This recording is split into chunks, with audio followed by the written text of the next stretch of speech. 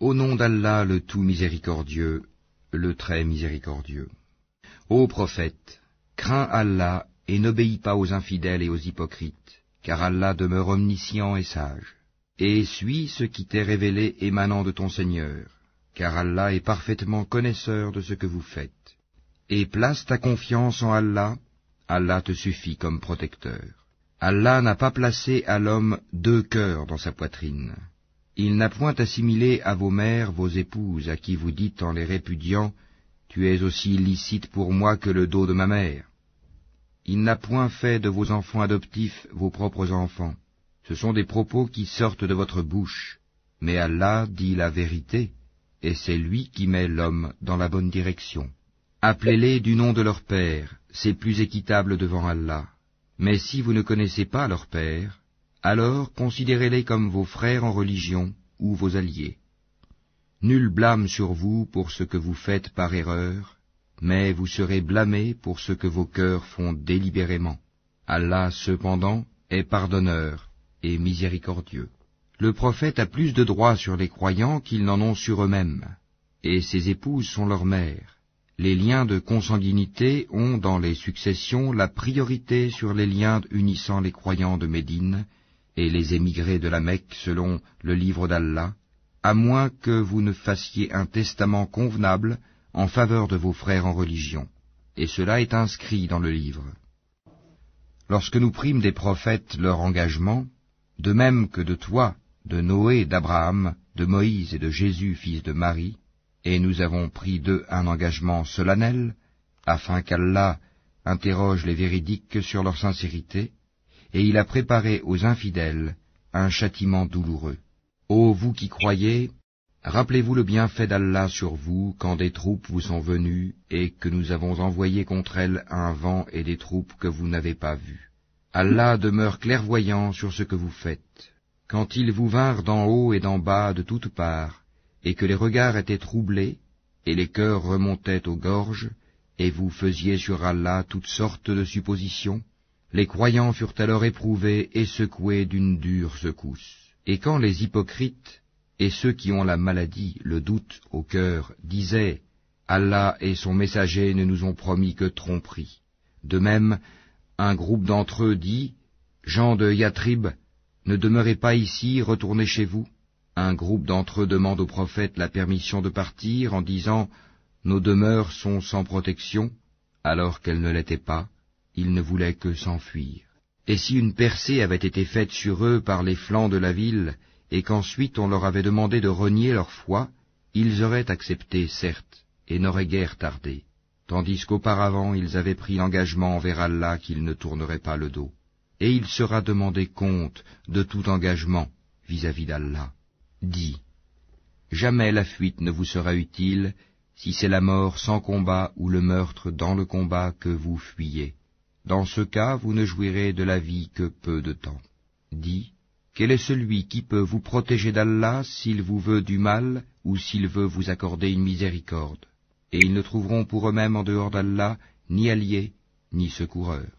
Certes, Allah connaît ceux d'entre vous qui suscitent des obstacles ainsi que ceux qui disent à leurs frères « Venez à nous », tandis qu'ils ne déploient que peu d'ardeur au combat, avares à votre égard, puis quand leur vient la peur, tu les vois te regarder avec des yeux révulsés, comme ceux de quelqu'un qui s'est évanoui par peur de la mort. Une fois la peur passée, ils vous lacèrent avec des langues affilées, alors qu'ils sont chiches à faire le bien. Ceux-là n'ont jamais cru, Allah donc rend vaines leurs actions, et cela est facile à Allah. Ils pensent que les coalisés ne sont pas partis. Or si les coalisés revenaient, ces gens-là souhaiteraient être des nomades parmi les Bédouins, et se contenteraient de demander de vos nouvelles. S'ils étaient parmi vous, ils n'auraient combattu que très peu. En effet, vous avez dans le messager d'Allah un excellent modèle à suivre, pour quiconque espère en Allah et au jour dernier, et invoque Allah fréquemment. Et quand les croyants virent les coalisés, ils dirent « Voilà ce qu'Allah et son messager nous avaient promis. » Et Allah et son messager disaient la vérité, et cela ne fit que croître leur foi et leur soumission.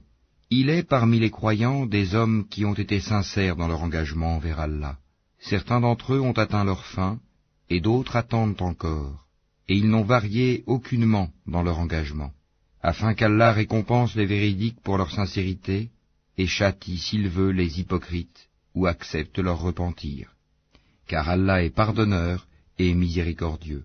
Et Allah a renvoyé avec leur rage les infidèles sans qu'ils n'aient obtenu aucun bien, et Allah a épargné aux croyants le combat. Allah est fort et puissant. Et il a fait descendre de leurs forteresses ceux des gens du livre qui les avaient soutenus, les coalisés, et il a jeté l'effroi dans leur cœur. Un groupe d'entre eux vous tuiez, et un groupe vous faisiez prisonniers. Et il vous a fait hériter leurs terres, leurs demeures, leurs biens, et aussi une terre que vous n'aviez point foulée, et Allah est omnipotent. Ô prophète, dis à tes épouses, si c'est la vie présente que vous désirez et sa parure, alors venez, je vous donnerai les moyens d'en jouir, et vous libérerai par un divorce sans préjudice. Mais si c'est Allah que vous voulez, et son messager, ainsi que la demeure dernière, Allah a préparé pour les bienfaisantes parmi vous une énorme récompense. Ô femmes du prophète, celle d'entre vous qui commettra une turpitude prouvée, le châtiment lui sera doublé par 2 fois, et ceci est facile pour Allah. Et celle d'entre vous qui est entièrement soumise à Allah et à son messager et qui fait le bien, nous lui accorderons 2 fois sa récompense, et nous avons préparé pour elle une généreuse attribution. Ô femmes du prophète, vous n'êtes comparables à aucune autre femme. Si vous êtes pieuses, ne soyez pas trop complaisantes dans votre langage, afin que celui dont le cœur est malade, l'hypocrite, ne vous convoite pas, et tenez un langage décent. Restez dans vos foyers, et ne vous exhibez pas à la manière des femmes d'avant l'islam, Jaélia, accomplissez la salate, acquittez la zakat, et obéissez à Allah et à son messager. Allah ne veut que vous débarrasser de toute souillure, ô gens de la maison du prophète, et veut vous purifier pleinement. Et gardez dans vos mémoires ce qui, dans vos foyers, est récité des versets d'Allah et de la sagesse. Allah est doux et parfaitement connaisseur.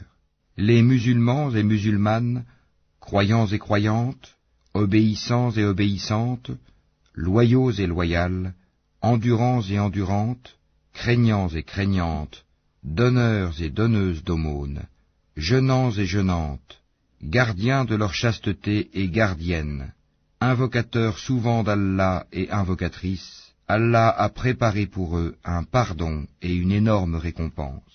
Il n'appartient pas à un croyant ou à une croyante, une fois qu'Allah et son messager ont décidé d'une chose, d'avoir encore le choix dans leur façon d'agir. Et quiconque désobéit à Allah et à son messager, s'est égaré